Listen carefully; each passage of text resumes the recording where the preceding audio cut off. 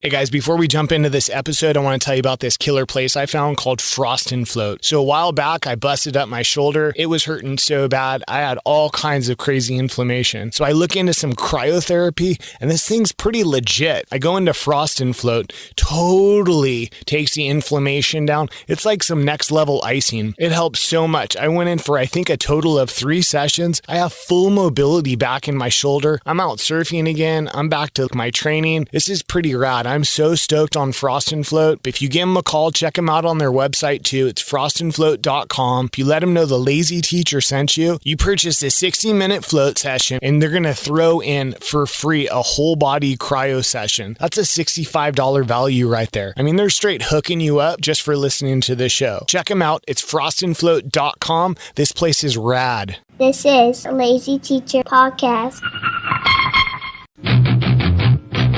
Welcome back to the Lazy Teacher Podcast. My name is Brian Pulowski. This is episode 22, End of Year Decisions. So right around this time of the school year in mid-March, end of March, early April, teachers are given something called a letter of intent. Okay, so what is that?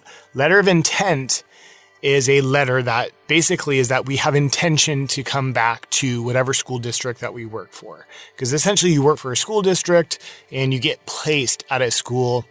They can decide what you teach. If you teach a single subject, that's pretty easy. You're going to be in that subject. If you teach multiple subjects like myself, it could be really any grade level. You typically have a choice though, if you're lucky.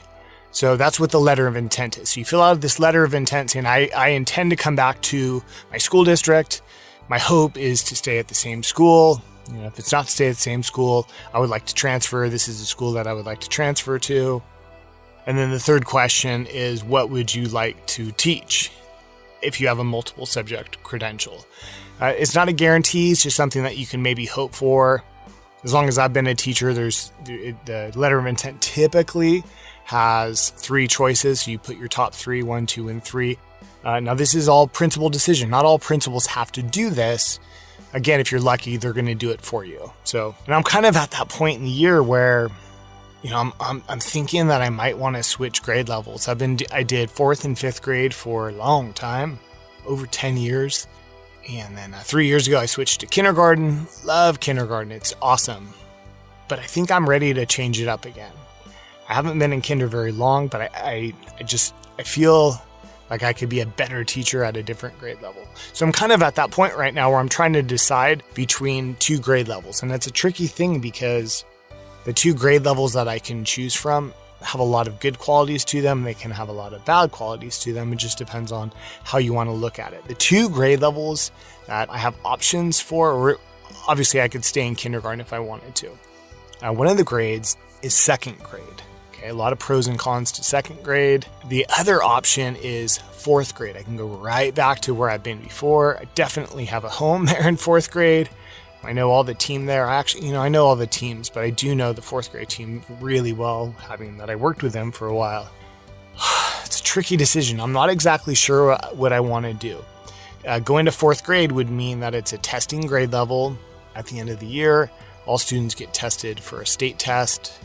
Awesome. It's neat to assess their ability, but it's tricky. It's a very stressful time of the year because as a teacher, you have to get your students fully prepared and prepped for the test. Super amount of high focus goes to getting ready for the test. And it's a stressful time. Do I want to go into that stress? I guess. I could definitely handle it. Is it easier to teach a grade level that doesn't have the end of the year state testing? Yeah, it is. So there's kindergarten, 1st grade, and 2nd grade. So there's the first benefit for 2nd grade. Going into 2nd grade would mean it's not a testing year. That's a lot less stress at the end of the year. They're younger. The 2nd graders are younger, but a little bit more mature, and they can work more independently. So I'm kind of looking forward to that if I did 2nd grade. The 4th graders, more mature, can work more independently. And I'm kind of looking forward to that too. I think that would be pretty awesome. Now with 4th grade comes the drama. Do I want to deal with the end of the year drama that 4th grade and 5th graders always have? I'm not sure I really do. There's my dilemma right there. So I can go to a comfortable place in 4th grade where I've been before and I know that really well and I can mesh with the team really well. Or I go to something brand new in second grade that I've never done before. I'm familiar with it because I've done the top of elementary and I've now done the bottom of elementary. I have an idea what second graders need to learn, and so now it's a tough decision. So I got to figure out what I want to do. I don't really know. I did turn in my letter of intent. I did put my top 3 choices down for that.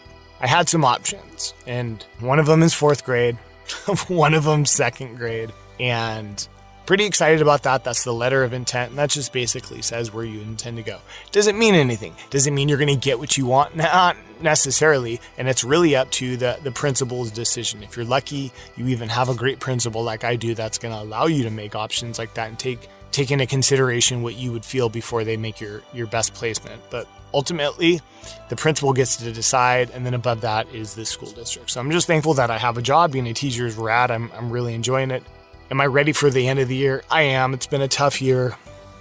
And I'm ready for summer. We have spring break coming up, and very excited about that. So we have 1 week left before spring break, and I'm just going to enjoy it. It's pretty awesome. And then be on countdown for summer. So anyways, so that's where we're at. That's end of year decisions.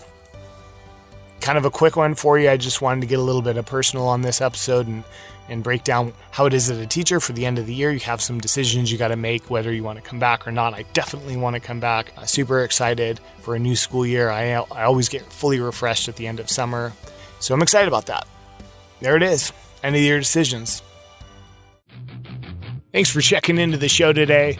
I think it's amazing all the support that I've been getting, especially recently. The show's definitely starting to just take foot and take off a little bit. I just love it. I love it. Getting feedback from you guys. You're shooting me emails. I'm getting voicemails. It's pretty awesome to hear feedback from everybody, and I love it. I love it very much. You can jump in. It's Brian, Brian, at TheLazyTeacherPodcast.com, or you can leave me a voicemail. It's 619-TEACH-51. 619-TEACH-51. Leave me a voicemail. Maybe it's something we could play on the show.